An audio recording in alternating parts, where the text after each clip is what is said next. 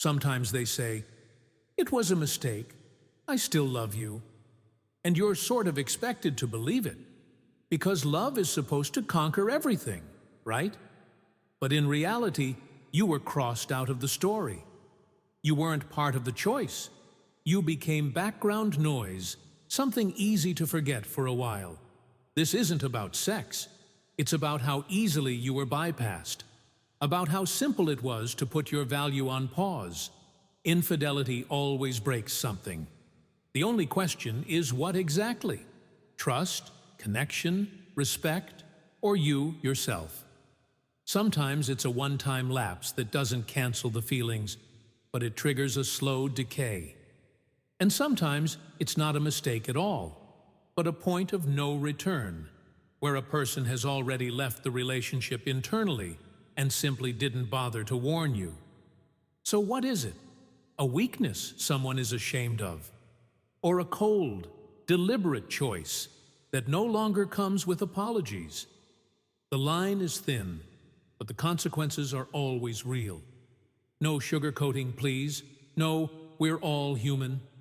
People's reactions. A dog is a symbol of loyalty, yet it fucks everything it sees. Well, infidelity is betrayal. If sex with someone else happens with the partner's consent, then it's an open relationship, which honestly feels strange to me, but it stops being cheating. What surprises me is that people almost never try to discuss these things beforehand. Either clearly state what they want and get permission, or a refusal, or not get involved with anyone else at all, especially when they already have a partner. I'd argue with that premise. I'd say it's true only in some cases. As I see it, if you truly don't love someone, you break up. You don't cheat. Most likely, when people cheat, they still love the person, just not enough. And of course, it also depends on the kind of cheating. A self-respecting man would never treat a woman in a way he wouldn't want to be treated himself, not to mention betraying a woman he personally chose. The same applies to self-respecting women.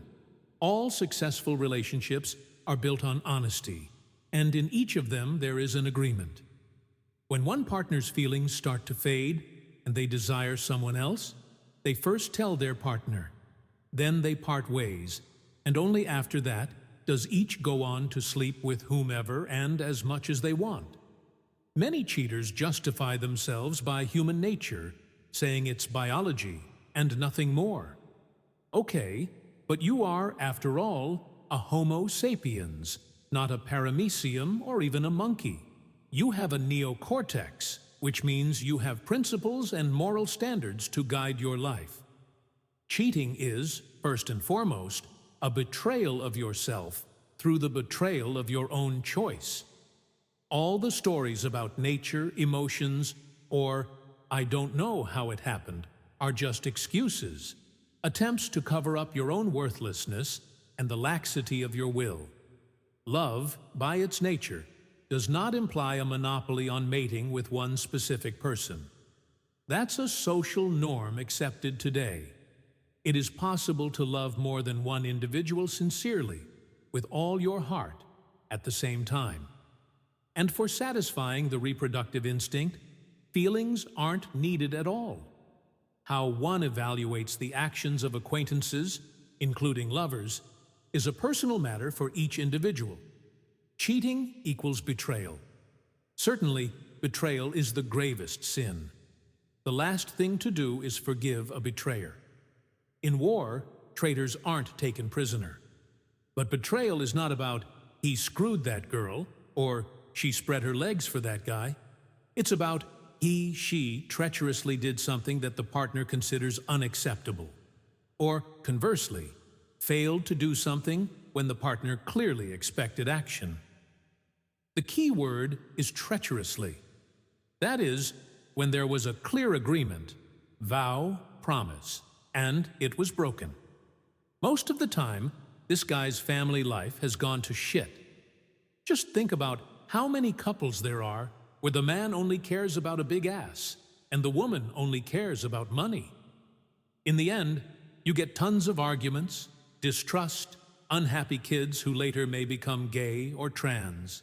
Yeah, life is a harsh thing.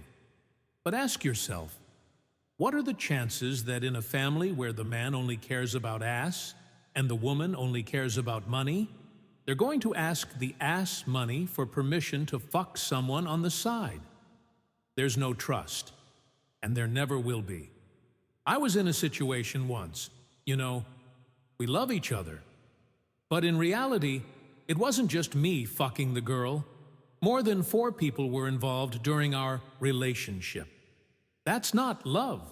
That's convenience, built on denial. Take off the rose-colored glasses and throw in 2 to 3 people whose opinions you think are wrong and call them assholes. That's where the real reality shows up. You already answered your own question. Cheating equals betrayal. There's no justification for it. He could have chosen you, but he chose someone else. That was a conscious decision.